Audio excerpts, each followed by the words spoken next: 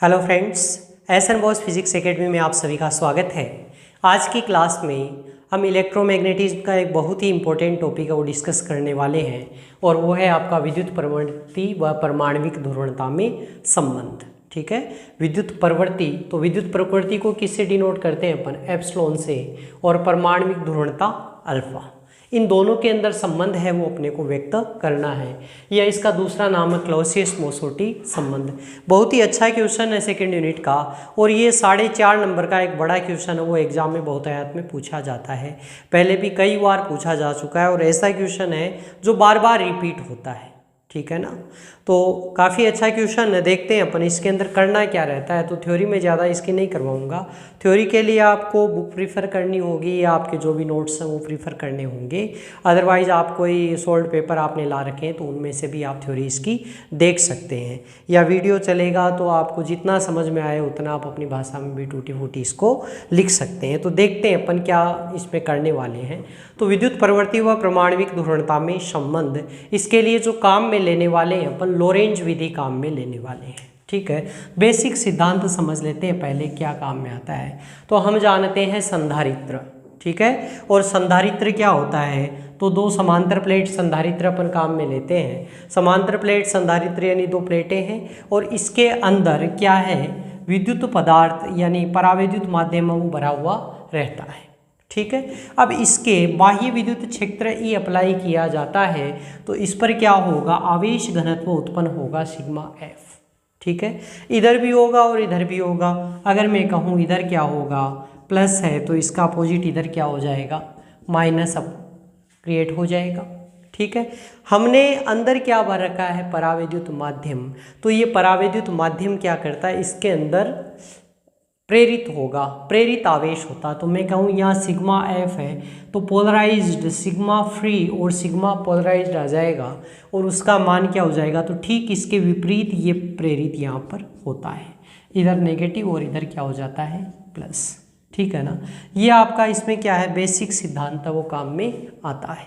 ठीक है, तो संधारित्र यानी हम इसमें काम में क्या लेने वाले हैं? ये संबंध तो आ जाएगा, लास्ट में आएगा संबंध तो आपका। पहले अपन इसको ज्ञात करने की लोरेंज विधि है वो काम में लेते हैं। तो हम संधारित्र काम में लेते हैं और संधारित्र किससे भरा हुआ है? परावैद्युत माध्यम से भरा हुआ है।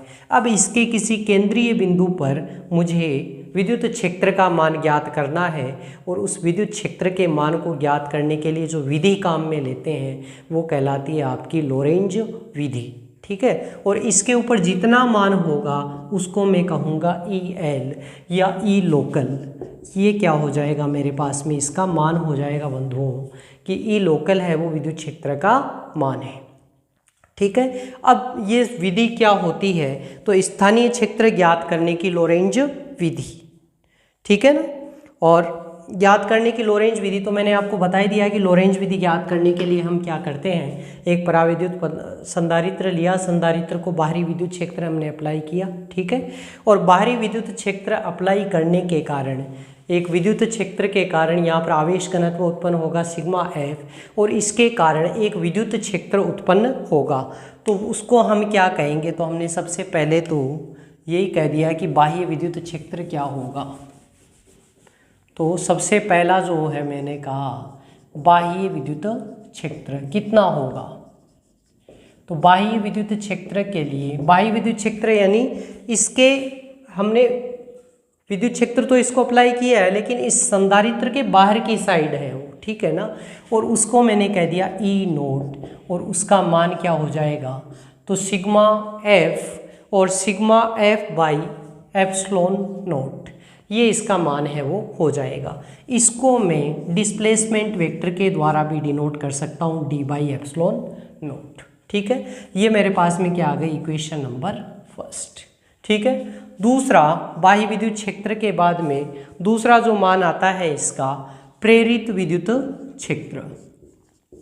ठीक है, तो प्रेरित विद्युत क्षेत्र बाह्य विद्युत क्षेत्र के कारण किसके कारण है? बाहरी विद्युत क्षेत्र अप्लाई करने के कारण जो आवेश घनत्व है तो वो बाहरी विद्युत क्षेत्र है।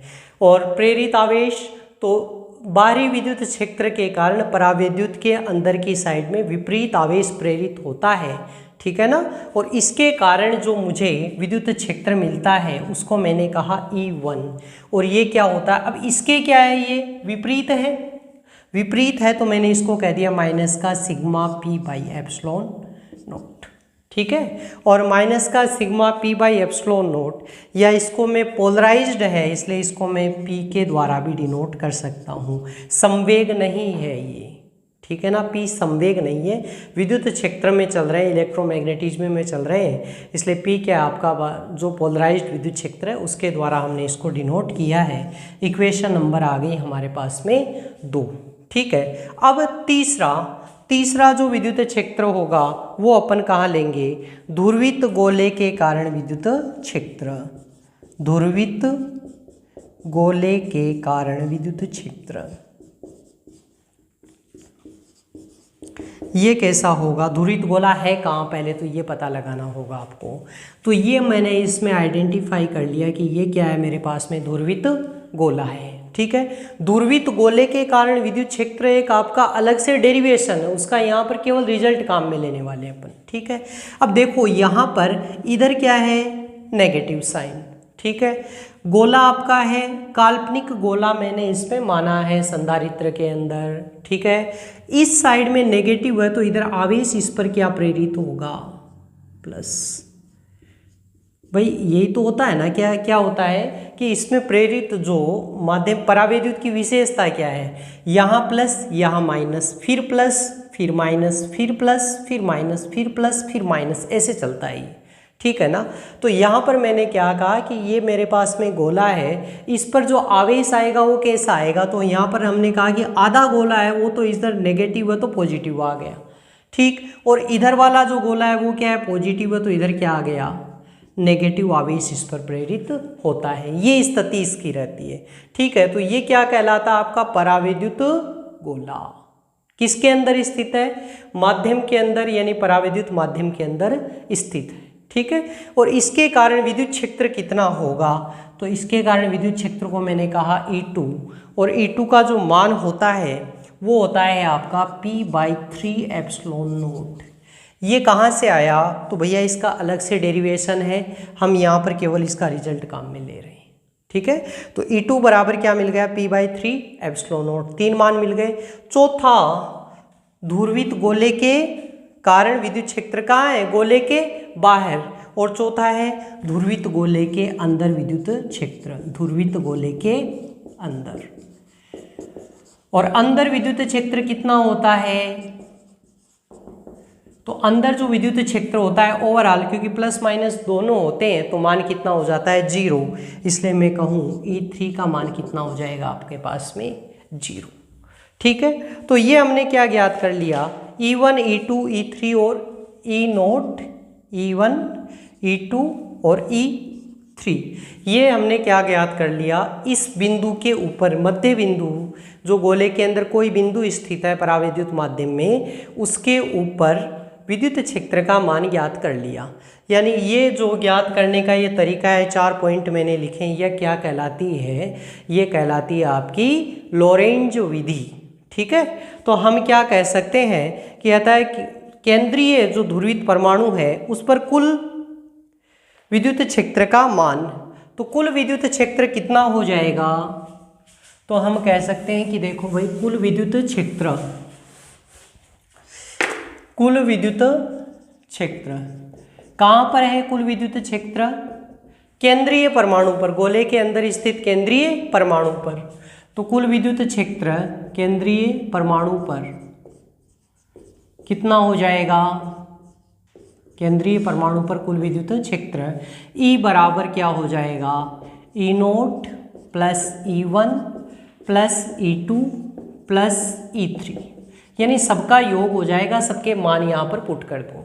अब सबके मान पुट कर दो, सारे के सारे मान आपके पास में है ही, तो कितना मान रख देंगे हम यहाँ पर, सबसे पहले इसी का मान रखते हैं D बाई एप्सिलॉन नोट, तो मान कितना आ जाएगा, D by epsilon note minus का P by epsilon note plus का P/3 एप्सिलॉन नोट और प्लस का 0, सारे मान आ गए। अब इसको सॉल्व कर सकते हैं। देखो लघुत्तम सेम है, D minus P upon epsilon note plus P by 3 epsilon note. ये हमारे पास में क्या आ गया, इसका मान आ गया। ठीक है। अब इसके लिए रिलेशन होता है, एक रिलेशन क्या होता है, जो d माइनस पी होता है, चूंकि d minus P is equal to epsilon naught E सदिश, ये एक रिलेशन होता है। ठीक है ना, epsilon naught into E, D minus P ये मान रख सकते हैं यहाँ पर, तो सीधा मैंने मान रख दिया epsilon naught E plus P by 3 epsilon note. ठीक, बटे एप्सिलॉन नोट, एप्सिलॉन नोट से एप्सिलॉन नोट क्या हो जाएगा, कैंसिल, तो मान कितना रह गया, ई सदिश बराबर ई, देखो ई सदिश कौन सा है, ये लोकल, लोकल हमने किसके लिए कहा है, क्योंकि केंद्रीय बिंदु पर, केंद्रीय बिंदु के ऊपर मान है वो चाहिए मुझे, तो ई लोकल बराबर E plus P upon 3 epsilon note. कितनी इक्वेशन, 4 पहले की इक्वेशन आ गई चारों के लिए, 1 2 3 4 इक्वेशन पहले दे दी, ये इक्वेशन नंबर क्या आ गई हमारे पास में 5। ठीक है, यहाँ तक अभी तक आपको कहीं विद्युत प्रवृत्ति और परमाणविक ध्रुवणता कुछ नहीं दिखेगा, इसके आगे अब दिखने वाला है। तो ये तो शुरुआत में हमने ज्ञात कर लिया, तो क्या थोड़ा सा फिर डेरिवेशन, थोड़ा ये डायग्राम बना दो, इसकी थोड़ी थ्योरी लिखो, उसके बाद में लॉरेंज विधि लिखो। लॉरेंज विधि में क्या करते हैं, तो चारों के चारों मान ज्ञात कर लो, सबका जोड़ कर दो। ठीक है, यहाँ तक का डेरिवेशन हो गया। अब इसके आगे का काम हम करने वाले हैं। तो ई लोकल अपन ने ज्ञात कर लिया था, हमने ज्ञात कर लिया था कि जो संधारित्र हमारा है उसके अंदर केंद्रीय बिंदु पर अपने को विद्युत क्षेत्र ये मान हो गया था। ठीक है ना, ई लोकल। और अब इसके कारण हम कह रहे हैं कि भाई यहाँ पर विद्युत क्षेत्र जब तुम्हारे पास है ही, तो इसके कारण द्विध्रुव भी उत्पन्न होगा। तो प्रेरित द्विध्रुव कितना होगा, तो वो डिपेंड करेगा आपके E local is proportional to P. यहाँ पर पी मैंने अलग साइन हल्का सा बनाया है, ये किस लिए बनाया है, ये शो करता है कि ये किसके लिए है, केवल एक बिंदु के लिए है। ठीक है ना, केंद्रीय परमाणु के लिए है। तो P is proportional to E local, या P बराबर अल्फा ई लोकल। यहाँ पर अल्फा क्या कहलाती है, परमाणविक ध्रुवणता कहलाती है। ठीक है, अब ये तो एक के लिए है, मुझे तो किसके लिए चाहिए, ओवरऑल के लिए चाहिए, कंप्लीट जो ये मान है पूरे के लिए मुझे चाहिए। तो इसके लिए क्या हो जाएगा, n परमाणु हमने कहा कि n है, तो n से मल्टीप्लाई कर दिया, तो P बराबर क्या आ गया, n अल्फा ई लोकल। अब ये P और ये P दोनों क्या है आपके, सेम है। ठीक है, ये P किसके कारण मिल रहा था, ये वाला P ये मिल रहा था आपके बाहरी विद्युत क्षेत्र यानी प्लेट के पास में था, उसके कारण मिल रहा था। और ये जो मान है ये किसके लिए मिल रहा है, ओवरऑल के लिए मिल रहा है। ठीक है, तो ये मान हो गया P बराबर n alpha E plus P by 3 epsilon note. ठीक है ना, अब यहाँ पर ये इक्वेशन हमारे पास में आ गई, E plus P by 3 epsilon note. अब इसका आप पक्षांतरण कर सकते हैं, भाई P दोनों, इधर भी P रह गया इधर भी P, तो P को एक तरफ कर दो, तो P को एक तरफ हमने कर दिया, तो 1 minus N alpha by 3 epsilon naught, यहाँ 1 रह गया, इसका ये मान आ गया। और दूसरी तरफ किसका मान आ गया, एन अल्फा ई। अब P जो द्विध्रुव है आघूर्ण, इसका मान विद्युत प्रवृत्ति के संबंध में क्या होता है, एप्सिलॉन नोट काई ई होता है। और ये मान हमने यहाँ पर रख दिया, कहाँ मान रखेंगे ये, तो इस P के बराबर यहाँ पर ये मान रखेंगे। ई से ई कैंसिल हो जाएगा, एन अल्फा बराबर 1 minus N alpha by 3 epsilon naught मान है वो प्राप्त हो जाएगा। अब इसके अंदर मुझे किसका संबंध चाहिए, काई का संबंध चाहिए, काई यानी विद्युत प्रवृत्ति। तो काई बराबर एन अल्फा का ये मान आ गया 1 minus N alpha by 3 epsilon naught, भाग लगा दिया इस पूरे के पूरे टर्म का, यानी इस पूरे टर्म का मैंने क्या कर दिया, यहाँ पर क्रॉस मल्टीप्लिकेशन कर दिया। तो ये विद्युत प्रवृत्ति और परमाणविक ध्रुवणता के मध्य संबंध आ गया। यहाँ तक भी आप कर सकते हैं, लेकिन अगर क्लॉसियस-मोसर्टी पूछता है तो थोड़ा इससे से आगे चलना पड़ेगा। क्या आपने को करना है, यही इसी इक्वेशन से अपन आगे जाएंगे, तो इस इक्वेशन से हम आगे बढ़ेंगे। ठीक है ना, ई सदिश को आप हटा दीजिए, कैंसिल हो ही चुका है। अब हम क्या करें, एन अल्फा को एक तरफ ले लें आप, तो क्या मान हो जाएगा, देखो इधर क्या बचेगा, एप्सिलॉन नोट काई, और ये इधर आएगा तो क्या हो जाएगा, प्लस का हो जाएगा। तो N alpha plus n alpha epsilon naught chi upon n alpha plus n alpha epsilon naught chi upon 3 epsilon naught is equal to epsilon naught chi. ठीक है, यहाँ से एप्सिलॉन नॉट से एप्सिलॉन नॉट क्या हो जाएगा, कैंसिल। एन अल्फा दोनों में कॉमन आ रहा है, एन अल्फा कॉमन आ गया तो बचा क्या, 1 plus chi upon 3, epsilon not भी कैंसिल हो गया और एन अल्फा क्या आ गया, कॉमन, बराबर एप्सिलॉन नॉट काई। ये हमारे पास में क्या आ गया, एक रिलेशन आ गया। ठीक है, अब इसको एलसीएम ले लें इसका, तो एलसीएम ले ले तो क्या मान मिल जाएगा, एन अल्फा 3 प्लस काई बराबर 3 एप्सिलॉन नॉट काई, ये मान आ गया। ठीक है, अब क्या किया जाए इसके अंदर, एन अल्फा बाई, यानी इसमें एक काम करें, काई को एक तरफ रख लें, अल्फा को एक तरफ ले जाएं। तो काई को एक तरफ रखें मतलब क्रॉस मल्टीप्लिकेशन कर लें इसका, तो N alpha upon 3 epsilon naught बराबर काई अपॉन 3 प्लस काई। ये हमारे पास में एक रिलेशन है वो आ गया। ठीक है, और काई बराबर क्या होता है, तो एक रिलेशन होता है एप्सिलॉन आर बराबर काई माइनस 1। ठीक है, तो काई एप्सिलॉन आर बराबर काई माइनस 1, या मैं क्या कह सकता हूँ, काई बराबर क्या आ जाएगा,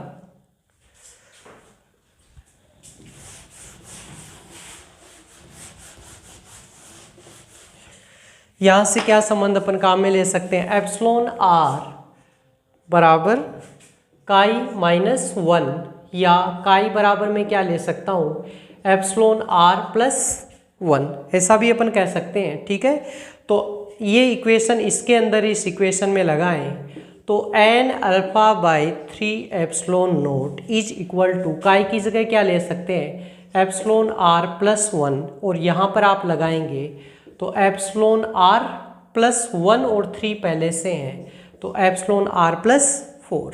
ठीक है, ये हमारे पास में क्या संबंध है वो आ जाएगा, एप्सिलॉन आर,